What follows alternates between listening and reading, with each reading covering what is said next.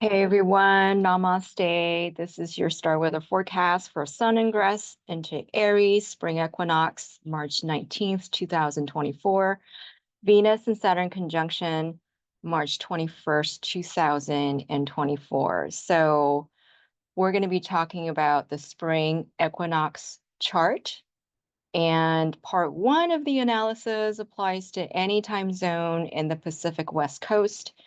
And part two of the analysis applies to everyone and is organized by your ascendant sun and moon signs. And I'm just having a wonky day. We just had let me show you really quickly because it's really interesting. We just had we just had a Mars and Uranus square. As you can see right there, this thing is huge and it was really strong around Saturday, March 9th, Saturday, at around 2:30 Pacific time.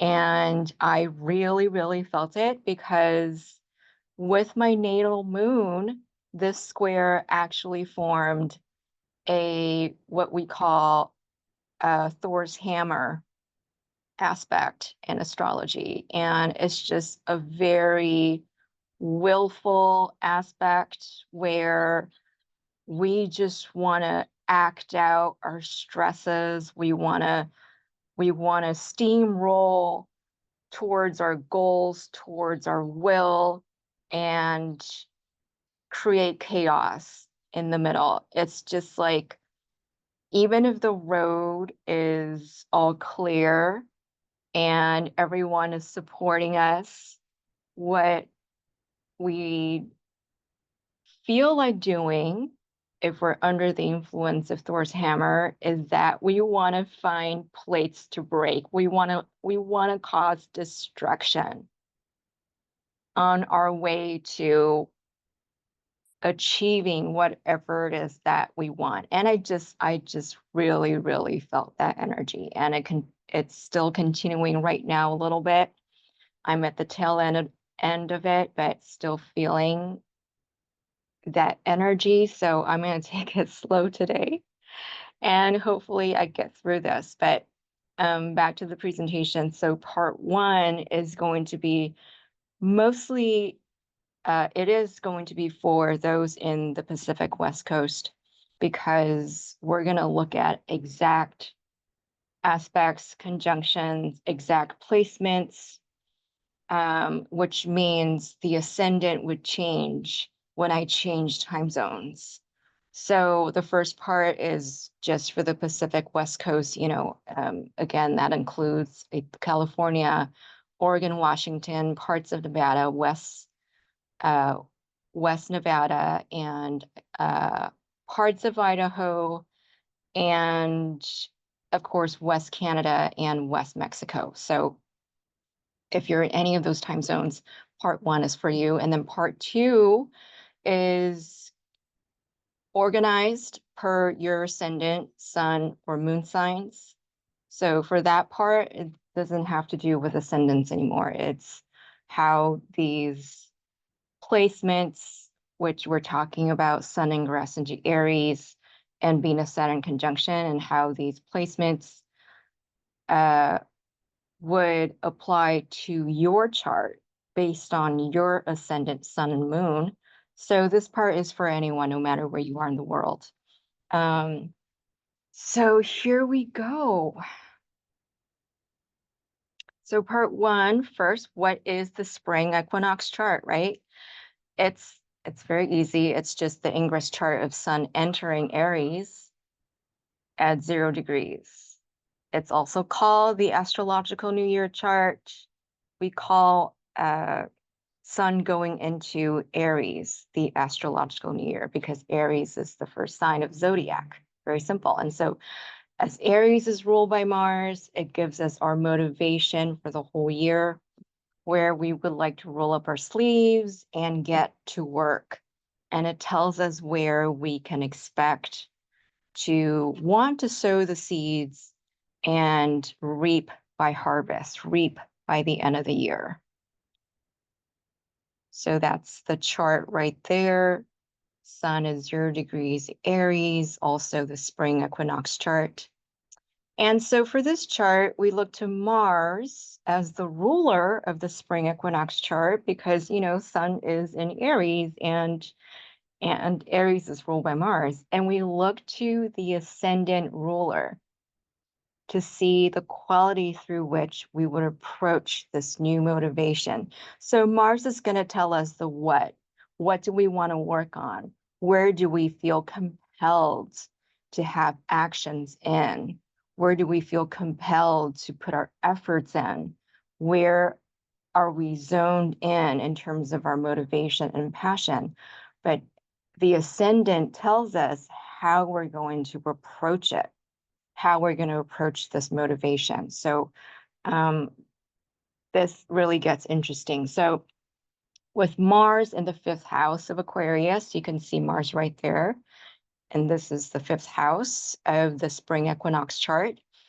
We are looking to showcase our individuality and innate talents through the support of like-minded people and for humanitarian communal causes that have far-reaching, global, and generational implications. So with 5th house placements, we want to showcase our talents, especially with Mars there.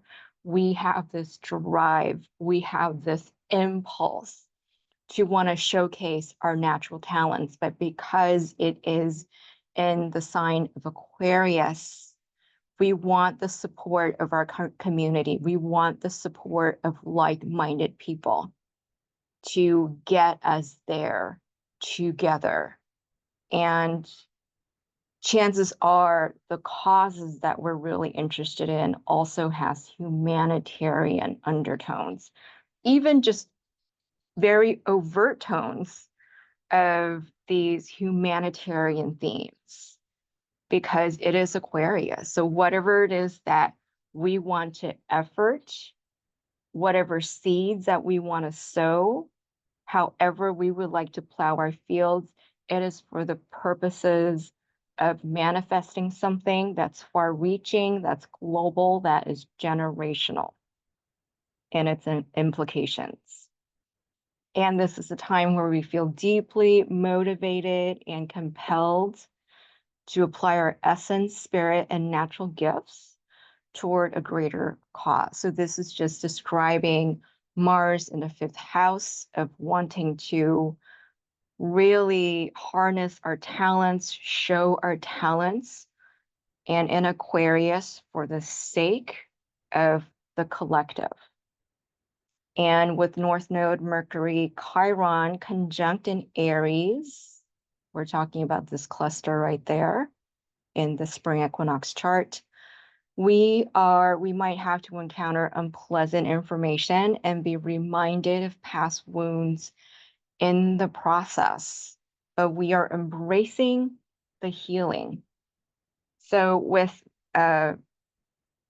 Mercury and Chiron, there is information that will come to pass in terms of communications around past hurts, past indiscretions, past transgressions, stuff like that. But because this cluster is conjuncting the North Node, this is the right direction to take.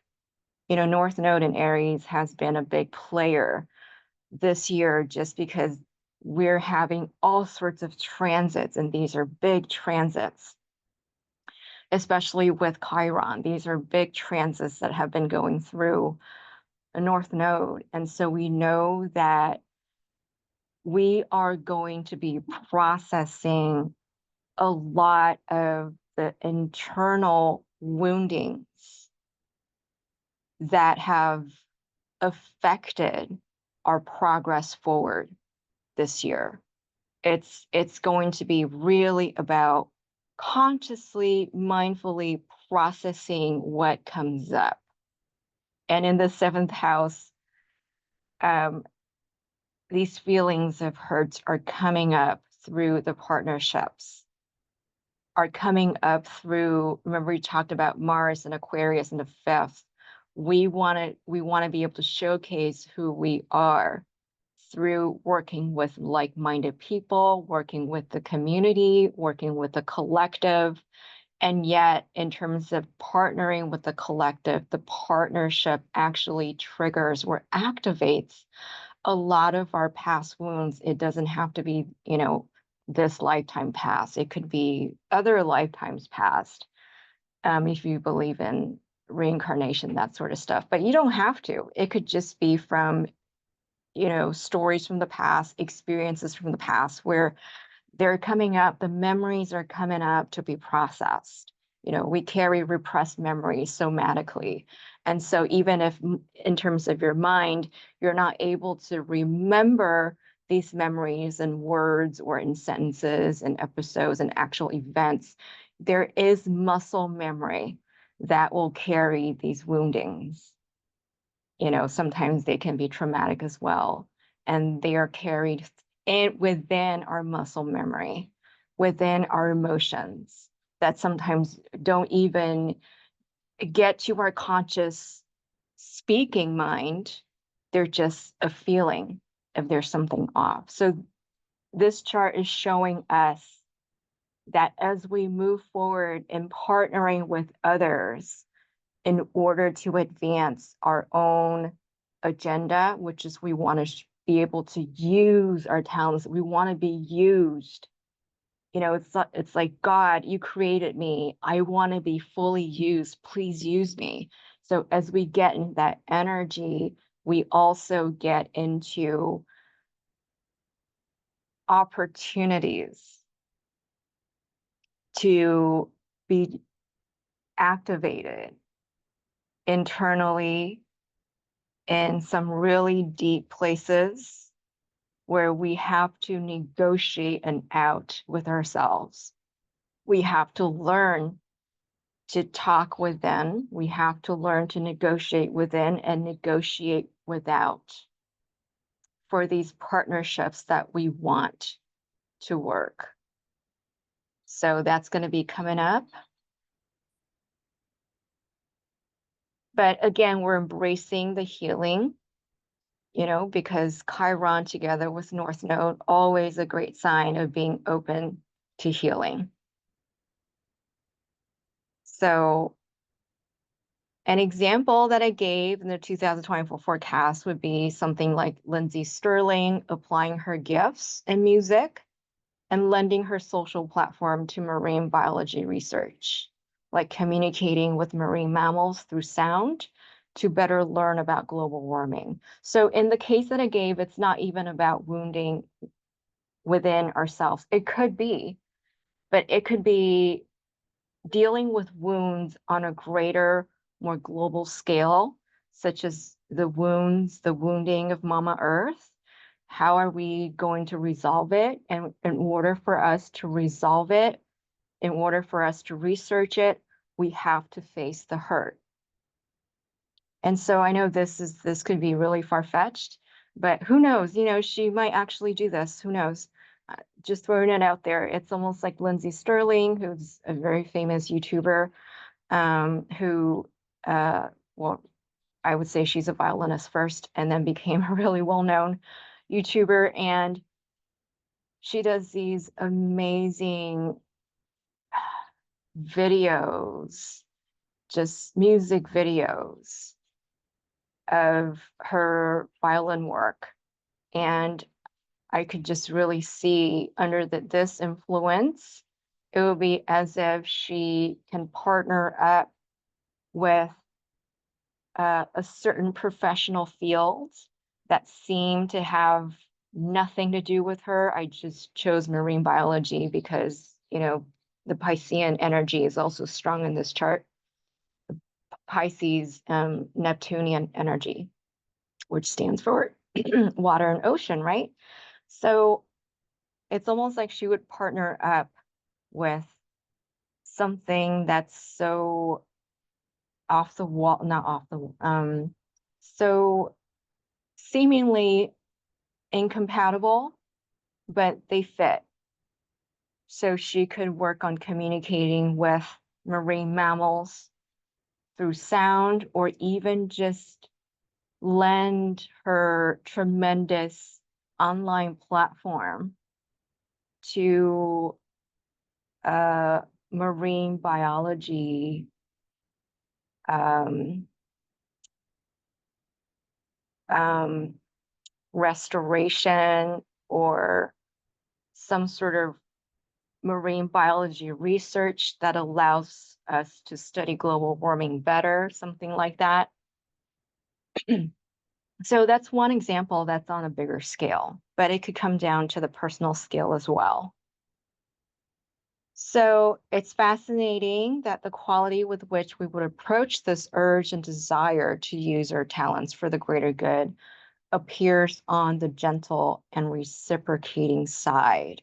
So what I'm talking about is that while we have this, the spring equinox chart is all about the Mars energy, the Mars impulse to move forward. We're doing it in a way that is very Libran because the chart is ruled by Libra ascendant. So we're doing it in a very mutual way because the ascendant ruler Venus is right there in the fifth house with Mars. So we're approaching our motivations in a more gentle and reciprocating way, as opposed to the in-your-faceness aggression of 2023.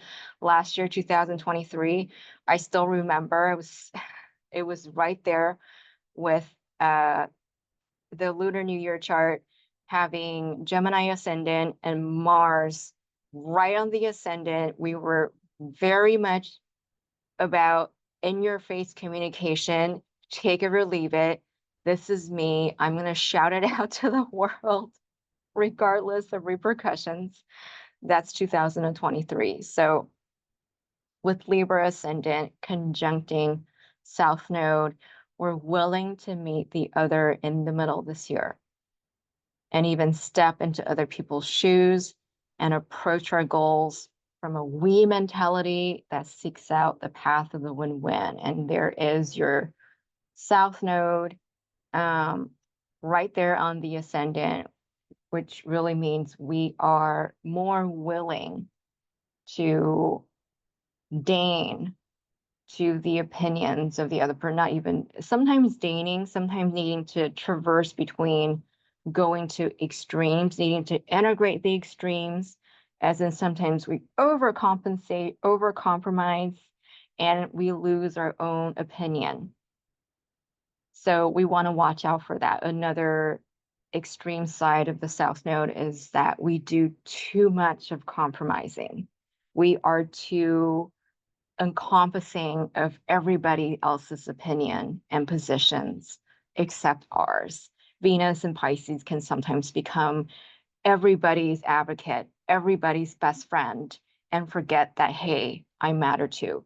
So that's the perverse manifestation of Venus when South Node is in Libra, which is ruled by Venus. But all in all, when it is balanced, when it is done right, South Node in the ascendant can also mean just the overall willingness to be in the middle, to compromise, to step into other people's shoes and come up with a we solution.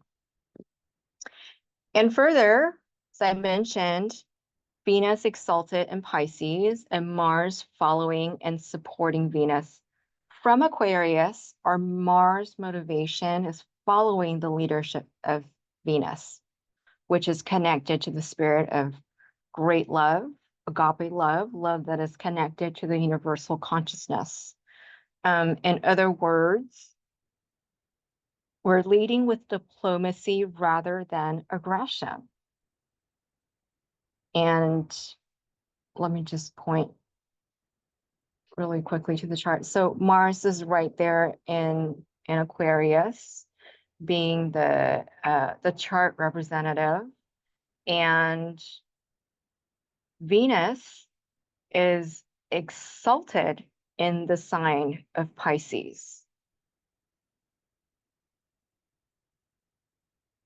And then what I'm trying to say here is that this exaltation is actually leading Mars. So it's almost like Mars is respecting and deigning to the leadership of Venus and allowing Venus to apply mutuality, to approach whatever it is that we want to do, whatever motivations that we have, to approach those goals and motivations with a sense of the great love, the agape love. And Mars will be Mars. So it's not like Mars isn't going to still spearhead, still going to just try to pioneer through, try to push through. But, when Venus has something to say, with Venus, it's more like, even though Mars is embodying the yang energy, the push forward energy, the intention becomes ruled by Venus, where Mars can only push forward when the intention is aligned to what Venus is aligned to in terms of intention. And of course, Venus in Pisces is the universal love. Okay, so for example, instead of social change through rioting and disruptions, this is social change through diplomacy and peaceful action, like the Peace March with Dr. Martin Luther King Jr. So is there action in the Peace March? Absolutely. Is there passion? Is there motivation in the Peace March? Absolutely. You just, without Mars, you can't, there's no yang force for you to actually exert yourself into the status quo and say, no, we're not going to do this. So absolutely, there's an energy of exertion. There's an energy of wanting to apply efforts in order to shift things and to drive things, is more about driving actually, to drive things toward one way or another. But the intention behind it, ruled by Venus, has a sense of peacefulness, harmoniousness, and a sense of diplomacy. So that's what we're talking about there. And as Venus is further modified by the energies of Saturn, because they're really close, we know that we're putting ideas to reality. And Saturn, the gatekeeper between ether and the manifested, in Pisces, demand that we translate lofty ideas into practical and quantifiable, verifiable goals that can be broken down into realizable steps. So now we're talking about Venus and Saturn right there, which will come into conjunction a couple of days later on the 21st. So already by the equinox chart, they're pretty close, only 2 degrees apart. And so that's why I say, as Venus is leading Mars, Saturn is leading Venus. Saturn becomes a proviso, the foundations. One of the terms for Venus to adhere to in order for Venus to properly do what it wants to do, which is to stand in, to represent great love, agape love. So with Venus and Saturn there, um,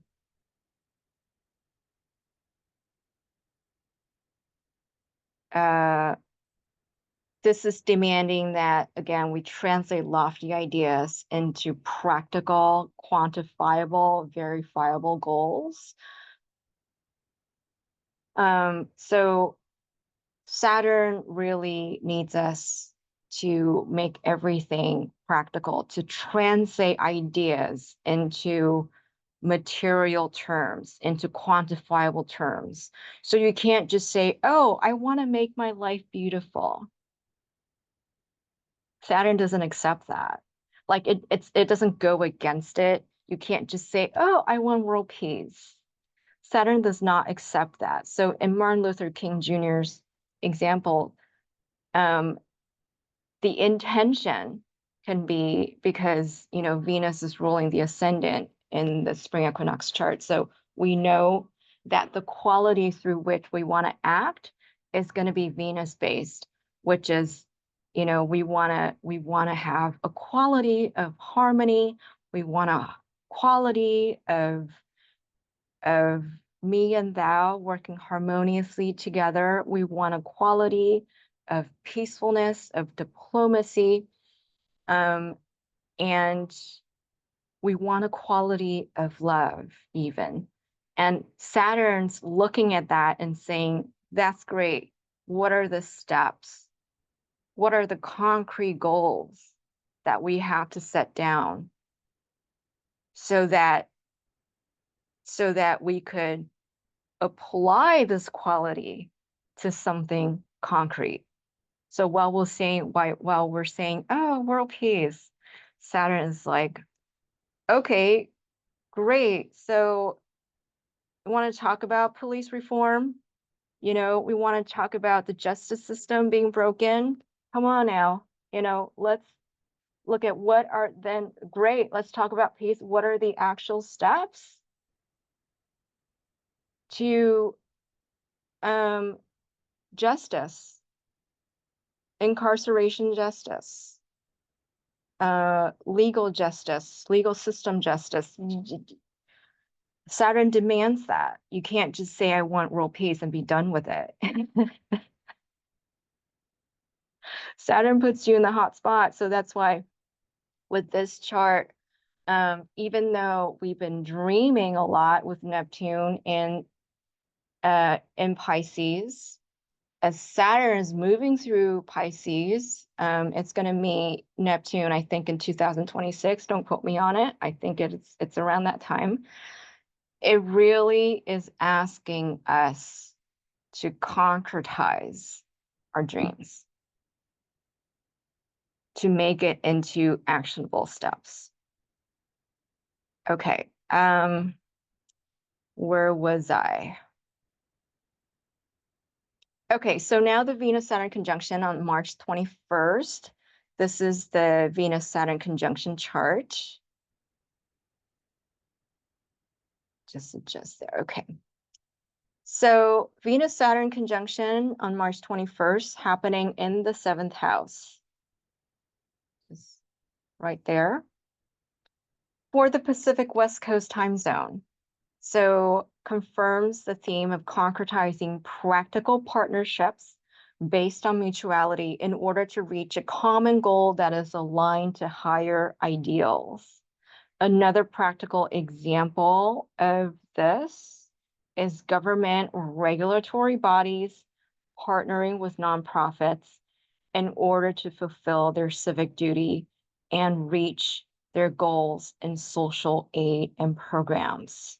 So first of all, Venus and Saturn conjunct in the 7th house, at least for us West Coasters, is saying that we want to be partnering with other people that's based on our mutual goals. That's based on higher goals, higher ideals, so that we reach those ideals together. And both Saturn and Venus are planets of the people. Saturn is the planet for the workers, for the people, of the people, especially workers, laborers. And Venus also is the protector of the people. It wants material gain for the people. Venus is all about mutuality between people.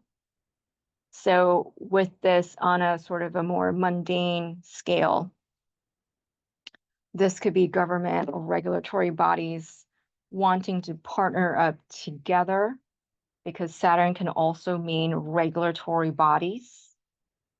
And Venus can be just actually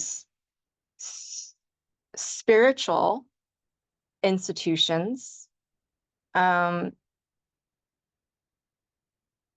It's almost like the government can actually partner up with charities. I'm not going to say spiritual institutions because, this is personal now. I still like a little separation of state and religion, but it is, I can say it in this way where Venus and Pisces can represent a charity organization that has higher goals for humanity, that has high ideals for humanity, for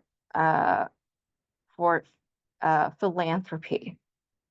So government bodies, regulatory bodies, Saturn, can partner with those charities, Venus, to fulfill higher goals. And with Saturn, we very well may need to burst a couple bubbles in exchange for organization and feasibility. So we talked about it with Saturn. It won't accept world peace. It wants concrete steps broken down into different micro steps that we could actually take to materialize whatever quality that we think we want to experience. So it's like Saturn wants us to trim the scope, reduce spending to fit the budget, et cetera, and as it is exalted in the seventh, Saturn is exalted in the seventh, and Venus is at home in the seventh, plus Venus is exalted in Pisces, will even out the sacrifices on all fronts to reach the win-win compromise, or at least perceived win-win for the collective.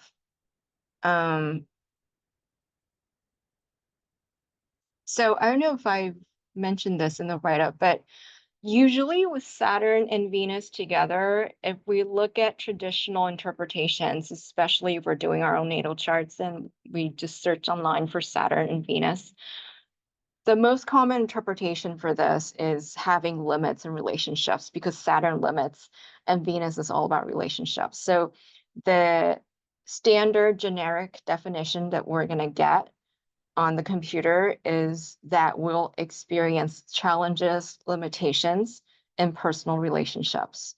But when it comes to this particular chart, as we talked about with Saturn in exaltation in the seventh house, Venus quite at home in the seventh house, and Venus exalted in the sign of Pisces, those two actually do well together in this context. I do think I have a little write-up on it. Let me just make sure.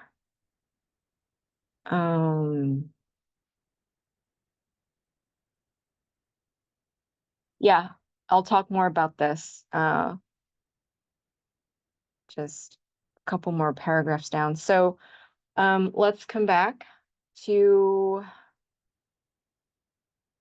yes. So as I said in 2024 forecast, it's a partnership heavy year where even individuality will have to happen through partnerships, if that makes sense. So with the moon in Leo opposite Pluto and trine Sun in the equinox chart, we want to base our desires for recognition in the world through integrating our personal needs with the needs of our community. And with Pluto in the fourth, I think it's in the fourth house. It's letting our inner Joan of Arc, the inner revolutionary, um,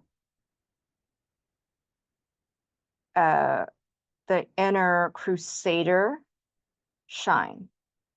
And yes, that's describing Pluto in Aquarius fourth house, the sort of the inner furnace burning for transformation. So what I'm talking about is in the equinox chart, Pluto in the fourth, opposite Moon in Leo in the 10th. So we really want to shine. This is also another one of our impulses. Aside from Mars is sort of the very conscious impulse, and Moon is the subconscious impulse. And with this position, we want to do well in our legacy. We want to be able to shine. We want to make an impact with or impact in our social standing, in our professional career purpose, so on and so forth. But Pluto is there saying that, yes, please do this. And please remember to integrate this sense of, with Pluto, there's a sense of urgency, sort of a dark urgency to transform that which had been perverted in society, to transform what had been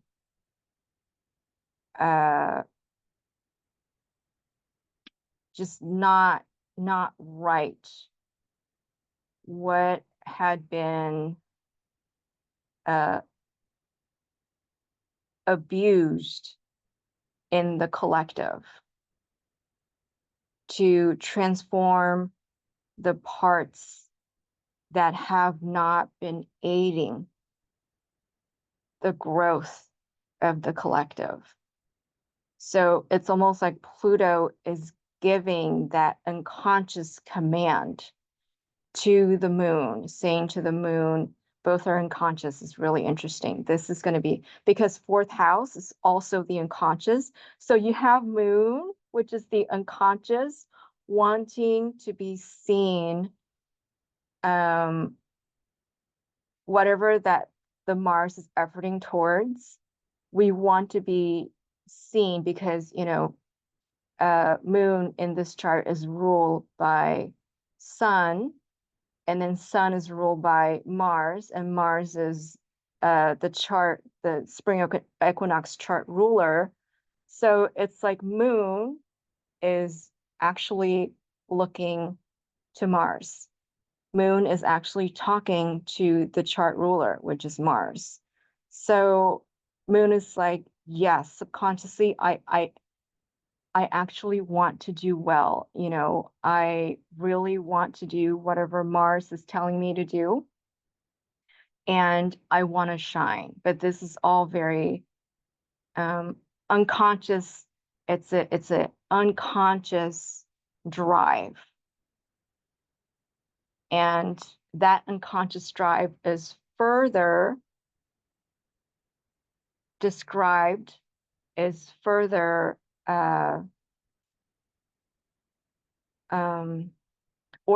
Pluto is putting on another subconscious demand on the moon, saying that, yes, go out there and shine, but be sure that we are transforming some things as you shine, that this is about transformation. Whatever it is that you end up doing, it's going to be about transformation of the collective, that is, because it's an Aquarius.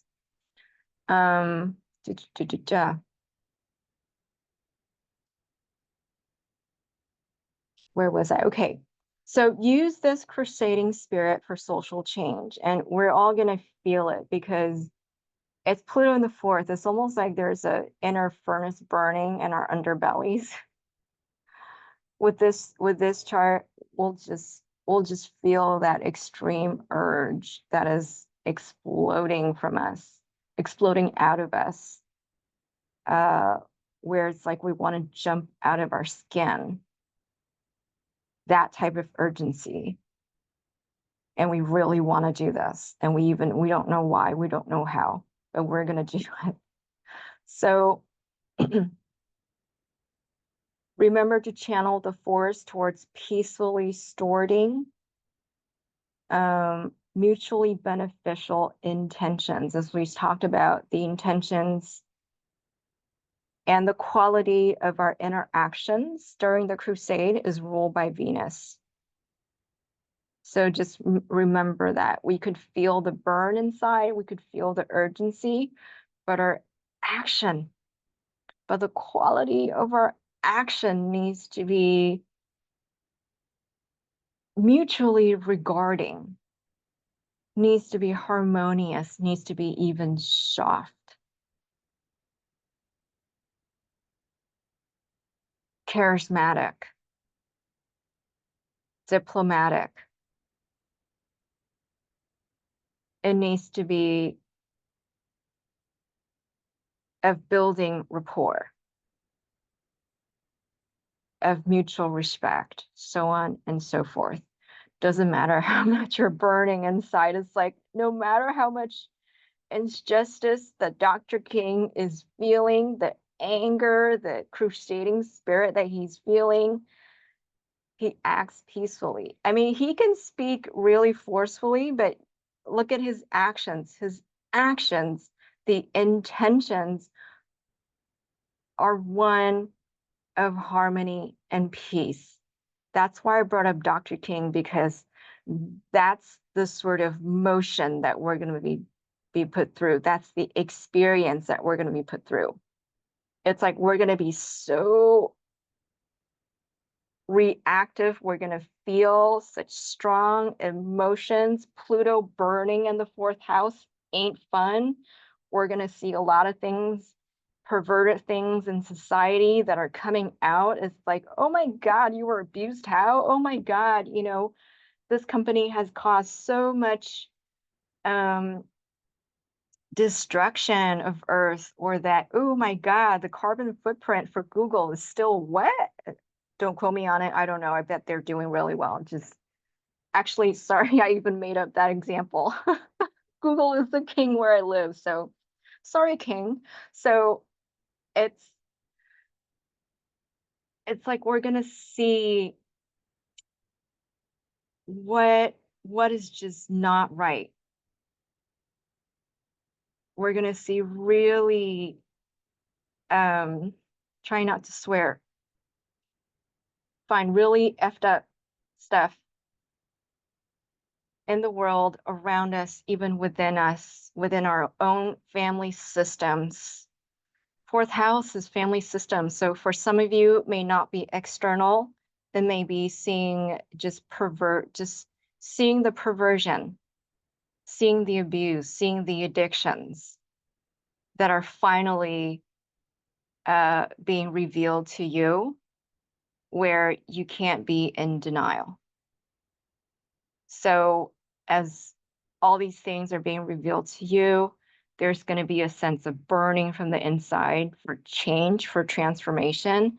But how we're going about it, remember, this chart is ruled by Venus, and our 2024 chart and the Lunar New Year chart is ruled by Cancer and the Moon. Mutuality, compassion. We still have to approach these calls for change in the spirit of compassion and mutuality. At least that's for this year. I don't know if next year, we're going to be all out fighting with each other. I don't know. But this year, absolutely, this is the general energy. So where was I? Yeah, so use the crusading spirit for social change and channel the force toward peacefully storing mutually beneficial intentions. And there is a willingness here with Sun in this six. With the spring equinox chart, the Sun is always going to be at 0 degrees Aries. That, is just set for the astrological new year. But for the West Coasters, the Sun will be in the sixth house. So we're actually quite willing to put in the hard work for the collective so that we achieve the greatest good for all. Sun is okay in the sixth house, is not the most uncomfortable. Like Sun is really uncomfortable in the seventh house. But sixth house is like, okay, I could sort of shine in terms of putting in the hard work. The Sun is not afraid of hard work. So at least in that sense, it's okay. So it's just open to doing the hard work for the collective so that we can achieve the greatest good for all. So we're going to find ourselves sort of knowing that there are difficulties ahead, but not being afraid of it. And partly it's because we can't stop ourselves from making the transformations. Just universal energies just naturally steers us towards that knowing, subconscious knowing that we have to change, we have to transform. So that's good. And in mundane terms, as Sun is in conjunction with Neptune in this collective motivations chart, it's not a far reach to imagine that we continue to focus our efforts in building virtual realities and dream worlds that fulfill all our intimate needs and desires. So we're talking about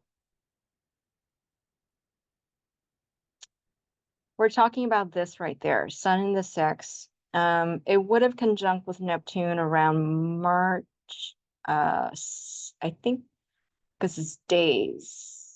So around 17th, it would already conjunct Neptune before the Sun moves into Aries. So Sun Neptune will conjunct March 17th.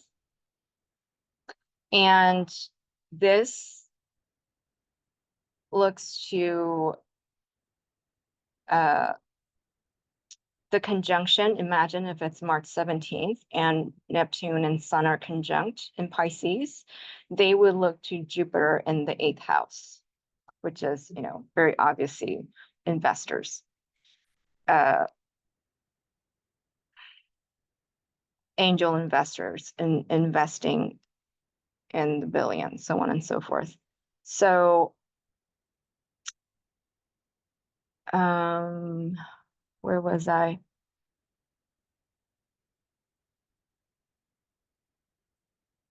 Da, da, da, da, da.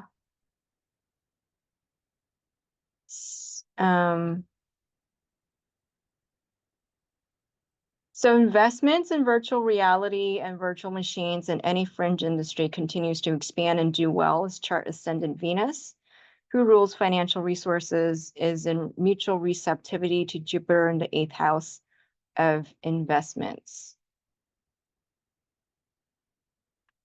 So as Venus is ruled, or Libra, chart ascendants ruled by Venus, and then Venus is ruled by both Neptune and Jupiter. And Jupiter sits in the eighth house of investors, silent investors, sometimes other people's money. So we know that there's going to be a lot of gain from the Neptune-Sun conjunction. And Neptune-Sun really is about the dream world, so virtual reality.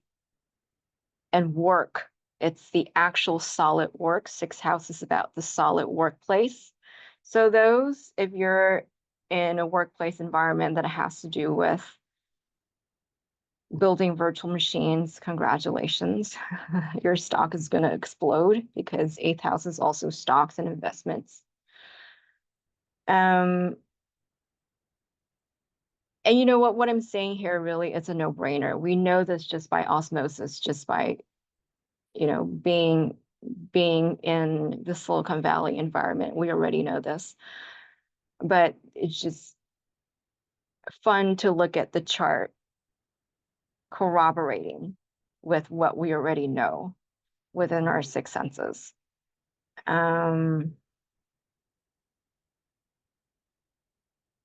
So from a personal perspective, we want to keep showcasing our personal talents that can at first be unexpected or even taboo or disruptive to the status quo. But as we take practical, solid, and consistent steps, and that's looking to Saturn fifth, Sun in the sixth house, very solid steps. And being diligent about those steps. The outcome will be well received with Venus-Saturn conjunction and potentially gain partners, investors, or at least behind the scenes supporters. So just remember that while Venus-Saturn can impose limits and provisos on personal relationships, that's the part I was talking about in terms of the traditional meaning of Venus and Saturn, can be quite bleak for personal relationships. They're doing super well together in this chart because they're oriented towards love for the people, as they're both planets of advocacy for the people. So be sure to showcase your talents with the intention of supporting others. That's the only proviso for this Venus and Saturn conjunction, is that you align your efforts towards universal love. I mean, it's a very convoluted, lofty ideal, but the point is to whittle it down to really concretize the steps in terms of, you know, instead of saying world peace, some people will be concretizing it in terms of, we talked about uh, uh, judicial justice, and some people will be working on it in terms of social justice. Others will be working on it in terms of socioeconomic justice. It can be just Venus wants world peace, great. But what does that mean for you individually? And whatever it is, most likely you will be able to showcase your personal innate talents through through working on those goals, or I'll say it in the reverse. So whatever your goals are, more the more concrete goals are, chances are, while executing those goals, the act of the execution will allow you to shine on the way. So in other words, pick the route, pick the set of goals that allow you to shine your personal talents. Great, that's what I was meaning to say after 3 tries. That's good. So pick the route that allows you to shine. Okay, anything else I want to say for part 1? From personal perspective, I want to keep showcasing our personal talents. Because with Pluto, there is sort of an inner burning, inner urge to stick it up to the system. But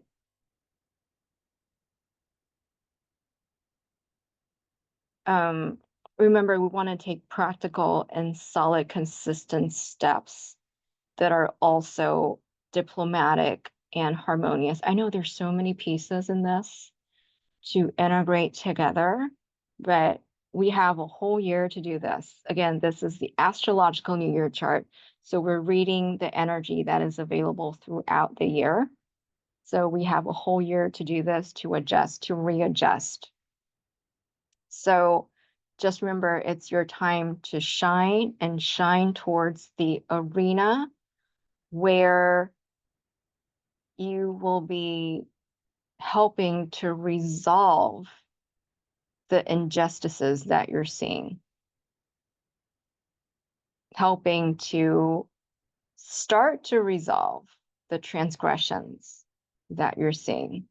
Either it's within your family system or in the greater, in your country of residence, residency, origin, or the larger society, whichever level that you play on.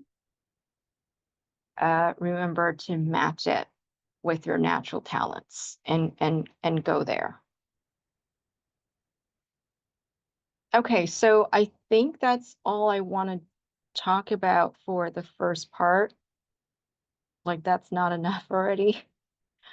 Um, yeah, overall, I just want to end with the notion that over and over again with every chart that I analyze, for some reason, the theme of partnership for this year is just so in the forefront apparent. And even if you are living in the middle of the forest where you're not really partnering with people, you are still dealing with this me and thou energy between you and your environment, or you and whatever system that you live under, either the government system or the natural system, the nature system.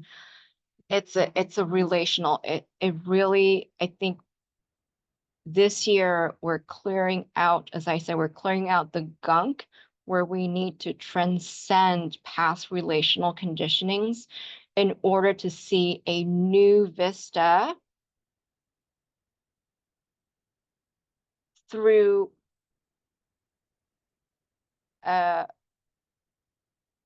be able to see a new vista so that we have the higher perspective, we have the right perspective that will allow us to transform what's no longer working for us. Because the energy of transformation with Pluto still going back and forth is going to retrograde again back into Capricorn for the last time of our lives later in the year, and then we're going to go forward again and go into Aquarius for the rest of our lives. It's not going to come back to Capricorn. So we're really taking this time to clear out the relational part, not so that we don't have relationships, but so that we can harness the collective correctly in order to resolve some really deep-seated issues in humanities. That's, of course, on a more macro scale. And on a more personal scale, I would say we're really seeing this play out on a personal scale as well. You know, with Pluto in the fourth, we're either clearing out relational,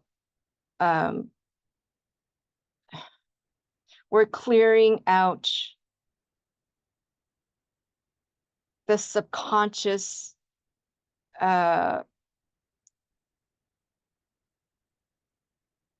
suppressed parts of ourselves.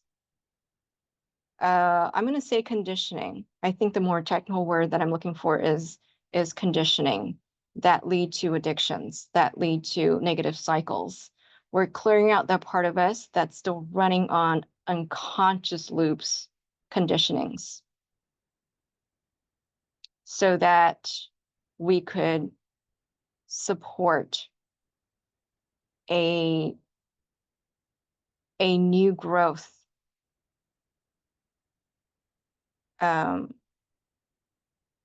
in whatever arena that we want to grow in, but mostly we're able to truly be effective in the world and make truly make use of our talents without being held back. I think that is the main point.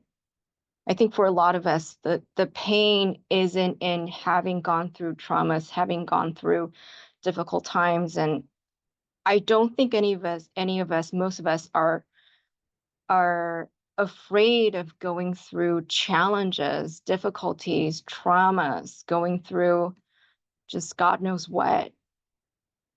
What becomes really um, depressing and sometimes disappointing.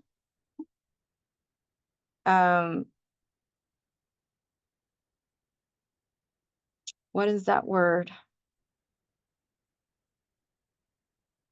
What becomes even heartbreaking is when, because of what happened and not being able to properly digest and grow from these difficult experiences, we become trapped in cycles and conditionings that prevent us from not only expressing ourselves, but prevents us from truly putting God's gifts to work. At least in my case, that's when I get down on myself the most, when I feel the most ashamed, when I feel the most uh, guilt, when I feel the most pulled back and depressed, is when I see myself having a lot to give and I actually want to give a lot, and yet conditioning pulls me back. Conditioning, repressed memories, repressed emotions, repressed expressions or experiences, sorry, that forms an invisible rope around me, invisible shackles around me, and hold me back from giving to the world. That I have a huge problem with. It's not the challenges that I want to avoid, not at all. Don't mind them at all. It's being able to transform the muck. With Pluto, there's always that transformation of the muck to turn it into fertilizer so I can further exert my gift to serve the world. That really is the only thing that, personally, that's the only thing I care about as a life purpose. But also, in my own experience, that is the most painful thing to not have in my life, is when I feel my hands tied by past hurts and wounding and conditionings to a point where I cannot give to the world. That is the most painful. So why am I talking about this? Again, this year with in the equinox chart with North Node, Mercury, Chiron in the 7th house, we're going to start dealing with some of these really deep repressed places that are still having an effect and binding us from truly shining with our gifts, giving out of our gifts. And this year, we want to be able to sit through it, to process them really consciously and really mindfully and not avoid them. As you can see, all of it, all of this cluster answers to Mars. So in order for Mars, again, to be effective, all of this processing, it's just facing of the internal monsters, the past wounds need to happen. And I'm not saying you have to put it right on the table for everybody to see. You don't, even though 7th house really isn't a private house, you might need to have, with Mercury there, serious conversations and very open, maybe not serious, but open and vulnerable conversations with your partner about this so that you could move forward, so that you could properly process it. The key word is to be able to process it. You might need to do that. But again, the energy is supportive so that we could transform what lies beneath in our subconscious and unconscious so that we could actually exert our talents in the world to assist the world, to service the world. And when that happens, I mean, all of this is all about service with Venus, Saturn, and Pisces. It's about using our talents to service the world. Sun in the sixth house, service. Neptune, Pisces in the sixth house, service. When we do that, we're able to feel secure in the world. Moon in 10th house is, if it's in the natal chart, there's some sort of insecurity, fluctuating feeling of security and then insecurity being in the world. But with Sun there, looking at Pluto again, we want to be vulnerable. There's a security in being honest and vulnerable with the world. That's how we get to that security. It's counterintuitive, but that's what this chart is saying. You gain a sense of security through a sort of a soft revelation of what lies beneath of the woundings that we've seen, either in the world, in our family systems, or within us. So, oh my God, I went into another rabbit hole, seems like. But let's see if I can give a quick summary here. So orient your motivations towards your talents and how you can serve the world, how you can be of service to the world. And as difficult things arise, face them, be honest about them with those you're partnering up to complete this Mars mission. And of course, be sure that you establish mutual security, mutual safe space first before you divulge something that's really deep. But otherwise, this allows us to burn away certain karmas that are still binding us from truly giving our gifts to the world. So, summarizing this whole thing in a sentence, we want to be burning away past conditionings. We want to be burning away emotional memories, traumatic memories, so that we could truly serve the world with our talents. And we'll be under this influence for the entire year. So I'm going to close part 1 right there. Thank you so much. A little more digressing than I expected, but I hope that was helpful. And I will go into each ascendant, sun, and moon signs for the part 2 presentation. So thank you so much. I'll see you in the other video. Namaste.